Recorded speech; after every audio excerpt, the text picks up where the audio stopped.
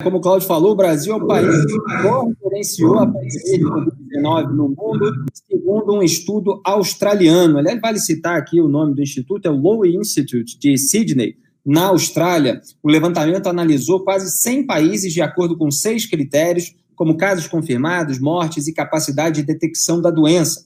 O Brasil tem quase 9 milhões de infecções confirmadas e 220 mil mortes, para uma população de cerca de 210 milhões de habitantes. A gente tem a lista aí, que quem está acompanhando esse programa com imagens está vendo no YouTube. Nova Zelândia está em primeiro lugar no ranking, seguida por Vietnã e Tailândia. Além do Brasil, ocupam os últimos lugares da lista México, Colômbia, Irã e Estados Unidos. Aliás, vários americanos nas redes sociais considerando uma vergonha os Estados Unidos aparecerem lá na lanterna também. Mas o Brasil aqui é o último. Esses outros aí vêm em outras colocações lá na parte de baixo da lista. O governo Bolsonaro projeta que a média móvel de morte pode dobrar nos próximos dias. O Brasil pode atingir a marca de 2.000 óbitos por dia. Segundo a projeção, só haveria um arrefecimento por volta de outubro ou novembro, desde que o plano de imunização seja plenamente executado. Apesar disso, hoje, o presidente Jair Bolsonaro disse que o brasileiro não tem medo do perigo e criticou o isolamento social. Tem a sonora, produção? A política de fechar tudo e ficar em casa não deu certo.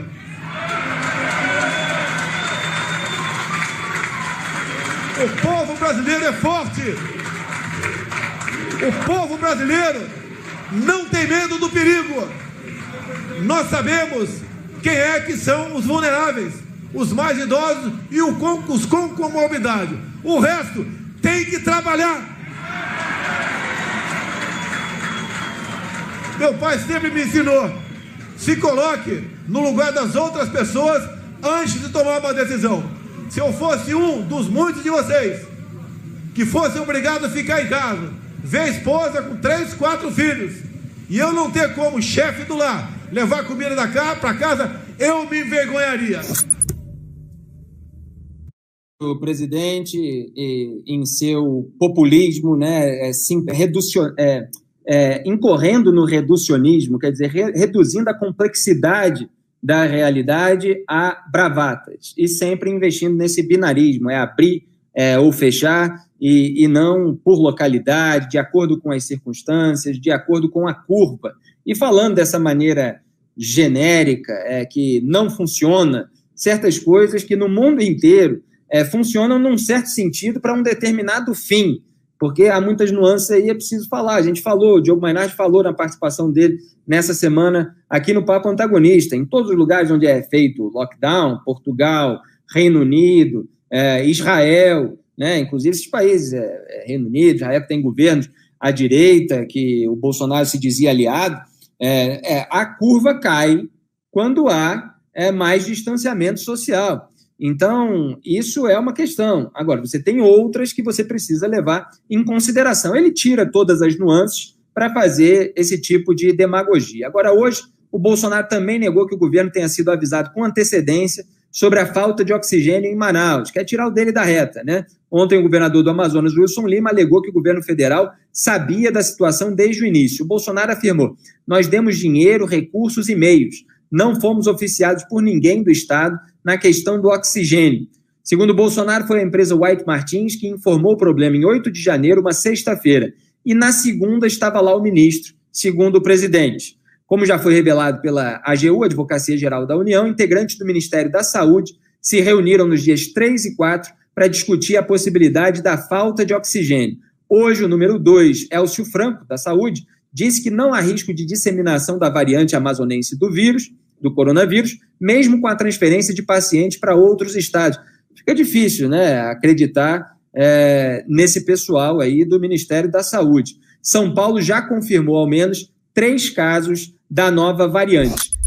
Cláudio, o Bolsonaro aí ainda critica o isolamento social, ataca, né, de uma maneira bastante reducionista, e sempre acha que a função dele é só liberar verbas, como se, inclusive, a influência que ele exerce com a retórica, com o discurso, não expusesse mais pessoas a situações de risco. Quer dizer, é um negacionismo também de responsabilidade. Ele pretende, com isso, não ser justamente responsabilizado, né, criminalmente, não sofre um impeachment, porque ele vai dizer, eu fiz, né, o que era para ser feito, embora eu não quisesse, que essa é a verdade. Ele está aí mantendo o discurso para o seu núcleo aí mais fiel, justamente aquele percentual que pode garantir a presença dele num segundo turno na próxima eleição. Então, ele mantém esse discurso, ainda que as suas ações sejam contrárias, né? Sejam opostas àquilo que ele está falando. Ele está dizendo uma coisa, está fazendo outra. Claro que, infelizmente, ele está fazendo tudo que ele faz no limite da responsabilidade ou da irresponsabilidade, porque ele faz tardiamente, né? Então, ele manteve esse discurso ele mantém desde o início, né, o discurso contra o isolamento. E aí, como você não esperar que o presidente da República fale uma coisa e isso não seja reproduzido pelo cidadão comum, porque é óbvio, você tem ali o exemplo, você governa pelo exemplo. Se o presidente está dizendo que é uma gripezinha, que não importa, as pessoas passam, as menos informadas, menos esclarecidas, passam a reproduzir aquilo e seguem, né? Isso é reproduzido, inclusive, nesses infindáveis grupos de WhatsApp que a turma dele criou para manipular a informação, para distorcer a informação. Então, toda hora eles se justificam, inventam narrativas e vão informando, e as pessoas estão cada vez se informando mais por WhatsApp, acham que a imprensa não presta, né? Eu acho que é sempre bom dizer, a imprensa tem todo tipo de profissional, tem profissional bom, profissional ruim, né? A imprensa não é 100%, né, no seu trabalho, como ninguém como nenhum político como ninguém é 100% em nada. Nessa vida, todos nós somos humanos. Tem gente que erra por erro mesmo ali, sem querer, né? Talvez pela velocidade, uma falha na apuração, e tem gente que erra de propósito.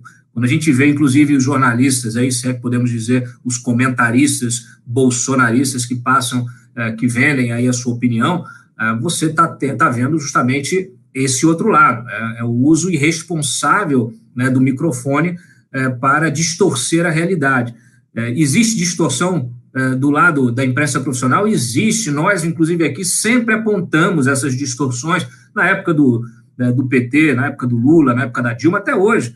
Daqui a pouco estão dizendo que foi o impeachment da Dilma, não tinha razão nenhuma porque foi golpe, que o Lula é inocente. Até hoje a gente vê órgãos de imprensa publicando isso. Não é só articulista emitindo opinião, você tem reportagens sobre isso. Então, ignorando a realidade.